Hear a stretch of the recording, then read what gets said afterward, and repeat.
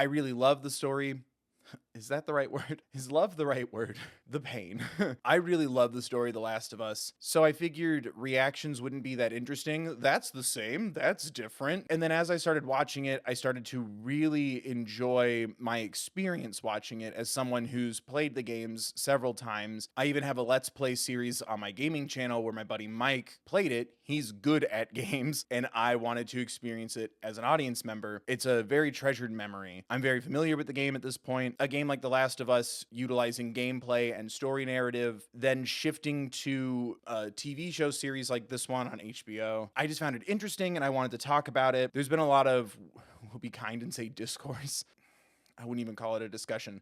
There's been a lot of stuff about the changes made in Bill, so I want to do a video about Bill, the two Bills we get in the game and the show, and I kind of wanted to talk about it, both as someone who enjoys the game, is very much enjoying the show, and has been back and forth on a lot of these changes, and kind of flummoxed on how the changes are negative. It's an expansion. There's some changes I'm still kind of on the fence on, and I'm waiting to see how it plays out. There's some things where it just makes sense to expand on it. I was going to do a whole video talking about season 1 and comparing it to the game, and if you still want me to do that, let me know by watching, sharing, commenting, liking, subscribing, ringing the bell, blah blah blah. I still very much want to do that. I'm really enjoying the show so far. Nothing is perfect. I'm really intrigued by it. There's a lot of changes that I love. There's a lot of changes that aren't quite connecting with me, and there's some changes that didn't connect with me, or I was a little tentative about, that have been rationalized to the point where, oh, now that makes sense. Episode 3, Long Time, it's a beautiful retelling of the story of Bill and Frank. I don't understand that people, this is ruining The Last of Us. How? You've gotten so many updated, remastered versions of this game. The game's still there. Go play the game if you want to play the game. I don't get it. And while I've played the game, I will be putting up a spoiler warning once I get to things that happen in the game past episode 4. That's the episode that's dropped most recently while I'm recording this, so I will put up a spoiler warning when I move to information I have,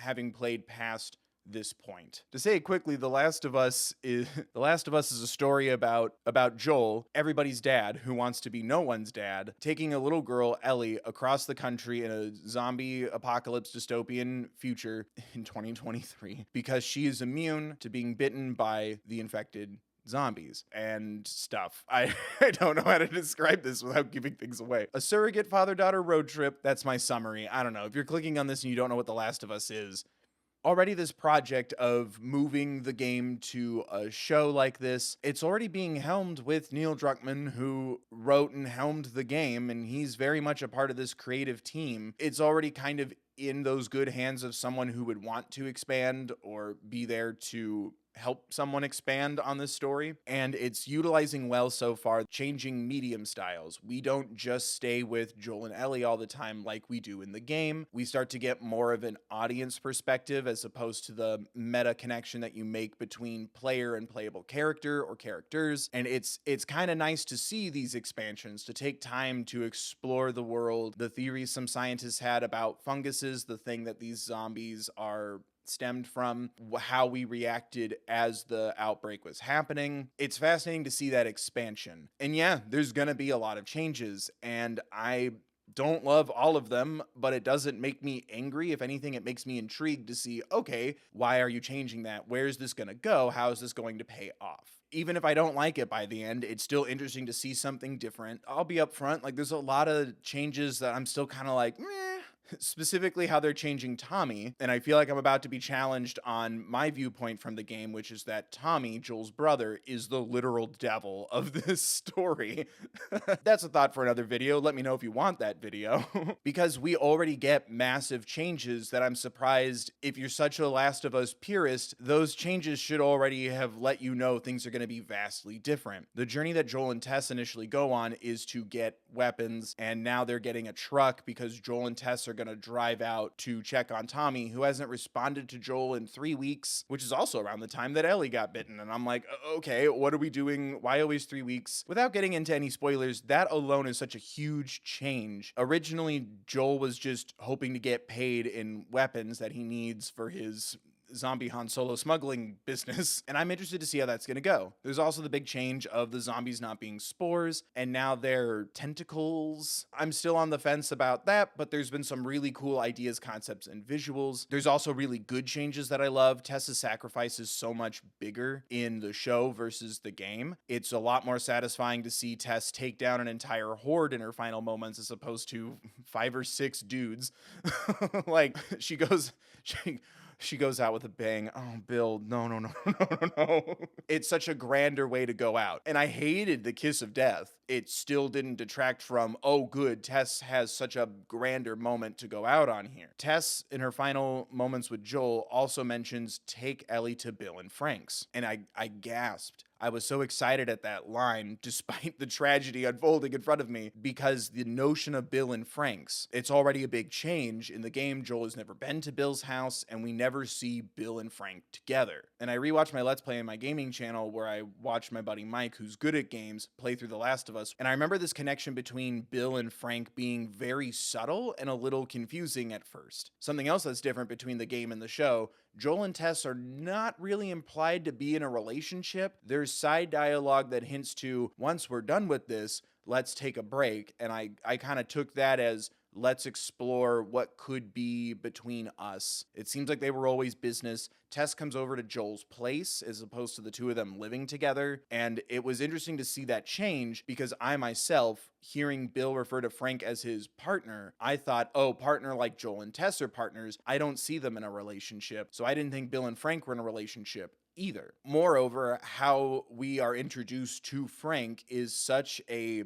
dark, visceral, emotional moment that seeing Bill be emotional doesn't have to quite imply a romantic relationship there. While being YouTube friendly, I feel like I would be just as overwhelmed and emotional if I had no romantic feelings for somebody in that situation. And that change that I was kind of tentative about, I won't lie, to have Joel and Tess seemingly be in, if not a one-sided relationship, a form of a relationship. They live together, they sleep in the same bed. Tess even has a line about Joel's feelings for her and how it's never been communicated, possibly even reciprocated. And again, this is something that isn't really explored in the game. Tess is all business, Joel is all business. We also just came from a flashback about what happened with Joel and his daughter Sarah, the first two people we see after that jarring prologue. I'm not in a headspace of, ooh, I wonder if these two are in a relationship.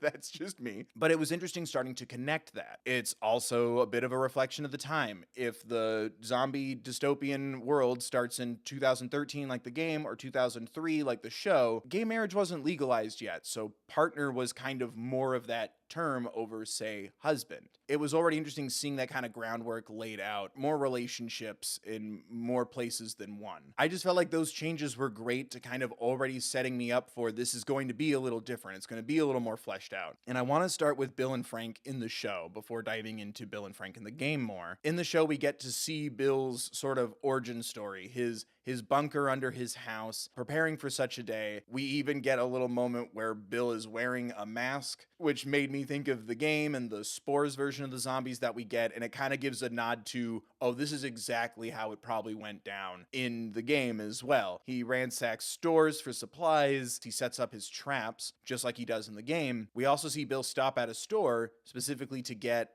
wine, and it's already this nice little nugget of the story we are now going to tell with Bill and Frank. Someone who seems to be 100% survivalist, but is just that little fraction of a percent of indulgent. You don't need wine. If anything, that's going to impair you should there be something that goes on or you drink too much and you fall. And if anything, it's a bit of a risk. And yet he insists on not only cooking himself a nice meal, something also indulgent. Again, 99% pure hard survivalist, fraction of a percent of still wanting to enjoy, finding a pleasure. There's so much practical preparedness, and yet he still is reaching for something indulgent, something nice. That little bit of him is still there, and it's going to get expanded on further when Frank shows up, and by show up, I mean in a hole in one of his traps. This is not a character we get to interact with at all in the game, and it's exciting to get to meet him, and it's exciting to get to see how Bill begrudgingly brings him into his home. While you see that he's off put, I'm not just giving everyone a free lunch. This isn't an Arby's, but then lets him shower, cooks a nice meal for him. He could have just given him a piece of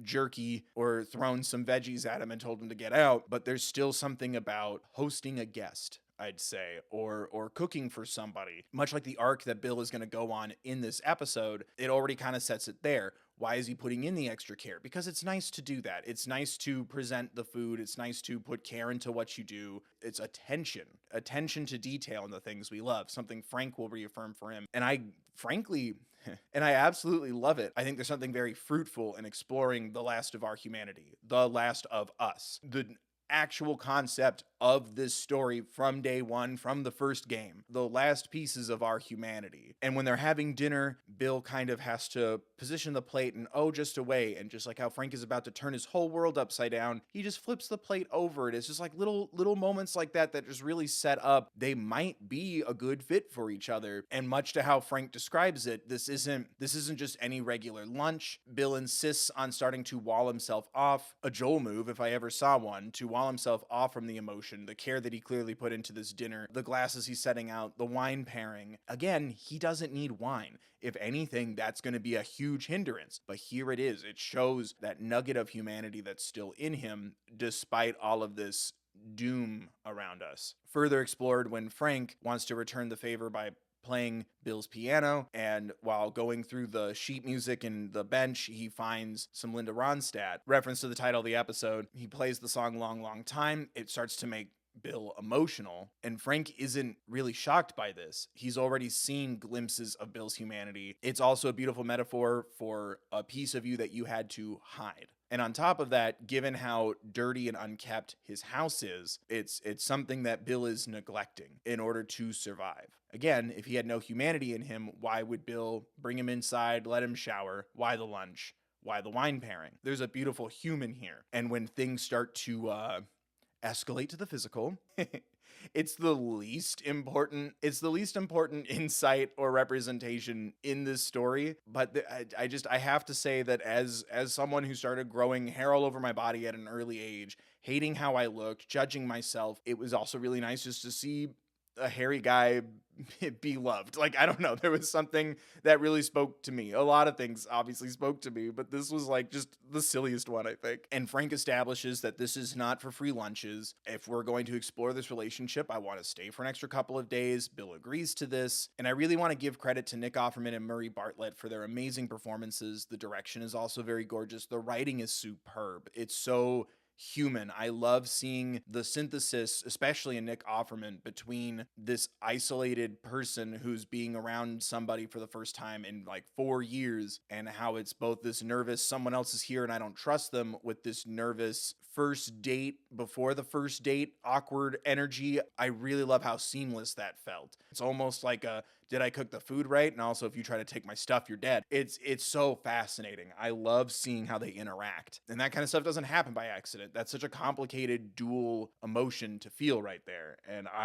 it's good. We do a hard edit to 2010. They're in the middle of this fight, and it's so interesting. Clearly, they've been finding a way to compromise, work at this relationship, this dynamic, and make it work for several years, because they kind of touch on how different they are in old world politics, as well as how Frank wants to make things nice and presentable in case they have friends over, which to Bill is like the strangest thing. I love seeing how opposite they are. I love seeing how Frank continues to adhere to that small percentage of Bill that still indulges in the non-essentials in life. It's starting the foundation of what is the point of surviving if we don't have any semblance of a life worth living. Attention to detail, caring for things. And I love seeing that constant expansion then also be met with the comedy of, what if we make friends in the zombie apocalypse? Frank mentions that he met a woman over the radio, Tess, who's willing to trade, introducing the established relationship in both game and show between Joel and Bill and how they would trade for things. I love the little details of that business lunch. Tess and Frank are very excited for it. Joel and Bill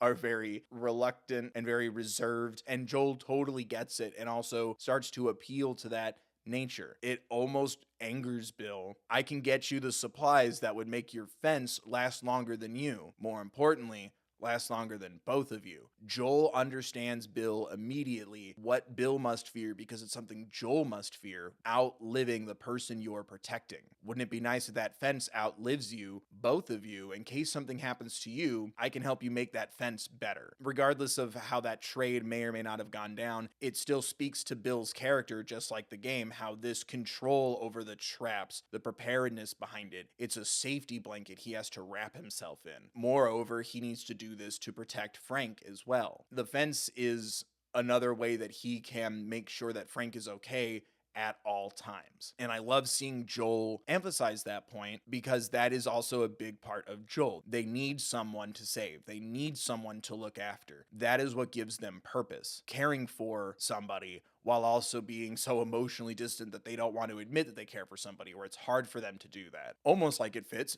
beautifully and thematically throughout the story of both the game and the show. And all of this is because of Frank. Bill would not have lasted as long internally or logistically without Frank. He wouldn't have made contact at all with Joel and Tess. His fence would have given out. It would have either been other people that break into the fence or eventually zombies one day. But it would have done him in to stay isolated. He'd run out of supplies in some capacity. We even see that later after we get the strawberry scene, which is essential to these characters at their core because Frank is the embodiment of that small piece of Bill that is enjoying the pleasures in life. The strawberries is not only a lovely scene, but we see how Bill has shed so much of that reluctance because Frank traded a gun for strawberry seeds and then just which gun? A little one. Like, I love how it just continues to affirm how fundamentally different they are. This beautiful little moment where it's like, see how much this helps him open up, be human, and then we get a cut to the Bill side of this dynamic. There is somebody trying to break in. Frank, stay inside. I'll handle this. And then the reality hitting Bill, literally a bullet in the side. Frank takes Bill inside. Bill assures Frank that the fence will take care of the rest of them. Just don't turn off the gas. And he starts listing all the ways that he's prepared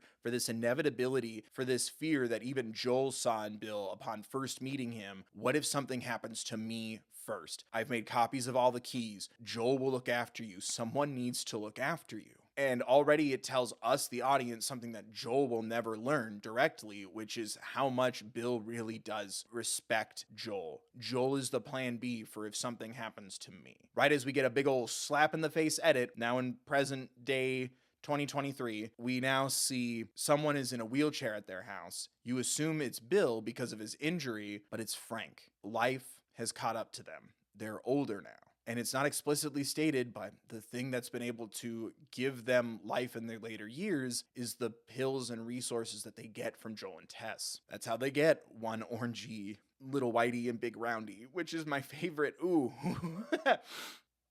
Somehow that is my favorite moment, and that's the thing that breaks me until Frank says, I want to get married. There's something about the little nicknames for the pills. They're older now, they're taking care of each other, and there's so many things in every scene when they're older that's indicative of things that either Bill had to go severely out of his way to get, or Joel and Tess had to trade him for, like bendy straws and a wheelchair. It's heartbreaking and it's human. Essentially be in zombie apocalypse retirement. Ideally, in your final years, you'll be surrounded by people that you love, that love you in any form of relationship. Your family, platonic relationships of love, romantic relationships of love, to care about people and be cared about. It's just a lovely sentiment to see them get to still have something that resembles so much our world, our lives in this dystopian setting. There's a beautiful moment that Murray Bartlett portrays and exudes so just magnificently. So Frank's been painting. It's one of his hobbies, and you see a lot of his work throughout the house. And now he's working on another painting of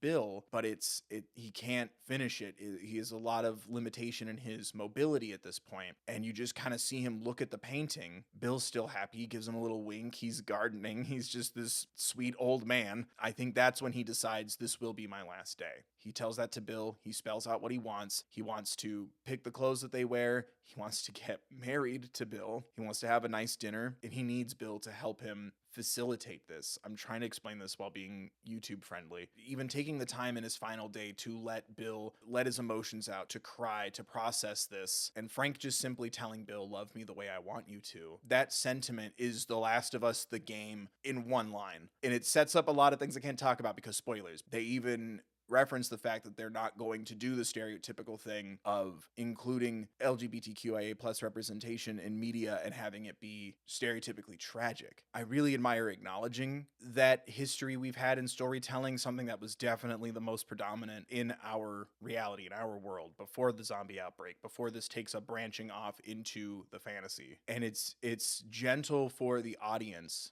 And I know that a lot of people are going to relate to that sentiment of seeing tragedy in stories that reflect a part of them. And I think this is a good segue for me into Bill and Frank in the game, because I thought we were about to blend the two together and it was terrifying. I thought we were going to start experiencing beats with Bill interacting with Ellie and Joel. I was terrified that we were going to have Bill now exist without Frank and see him in the game. He has more crude and extensive traps. This is also in the game where we learn about the melee upgrade system. Originally, you get things like a pipe or a bat or a piece of wood, and what we pick up outside of Bill's town in the game is a lead pipe with scissors taped to it. It's there, it makes sense within the game, it's scavenged, but it's also a little unhinged. It borders on humorous until you meet Bill. I found it at least to be humorous before meeting Bill. Like, oh, the upgrade is to tape scissors to a pipe. I guess that works. And then we start to see Bill's traps in the game. And it already sets us up for Bill in the game being so isolated,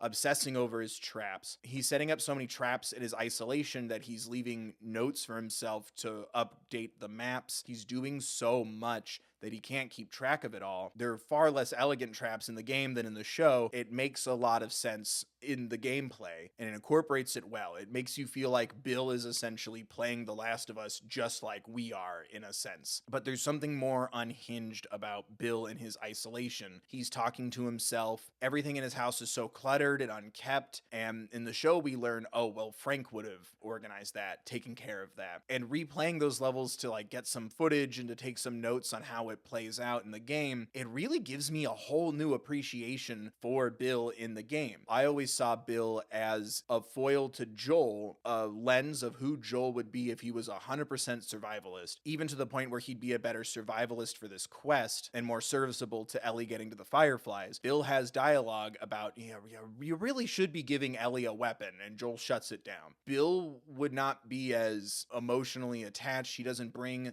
the traumas that Joel does to the table. He probably would have given Ellie a weapon sooner, and Bill would be less reluctant to see Ellie armed to further protect her. Bill in the game is the extreme of Joel, who isolates himself, doesn't open up, and loses the relationships around him. It's interesting to see Bill operate this way, not living, just surviving. Something that show Bill will learn to do, but game Bill does not. It kind of really speaks to those final moments that we get from Bill in the game, that after losing Frank, and these illusions of a deeper, more meaningful relationship, he still gives up Frank's car. He gives you a siphon so you can get gas, off you go. And that's the last we see of Bill. And it's oddly inhumane in a game that's so human and grounded to just leave our character hanging like that. There's an option in the game that still baffles me, where you find Frank's note where he just spells out how awful it was to be with Bill, how angry he is that Bill never learned to live, just survive. He never ventured out of his bubble, because in the game, Frank is bitten and still chooses his last day to keep it YouTube friendly. However, in his note, he talks about how much he resents and hates Bill. You find that note and you can give it to Bill in the game, which I still think is just so cruel. It's just mean. Some of the things that I felt were missing from episode 3 from a fan of the game's perspective, as much as I love the episode, I was kind of bummed that we weren't going to set up the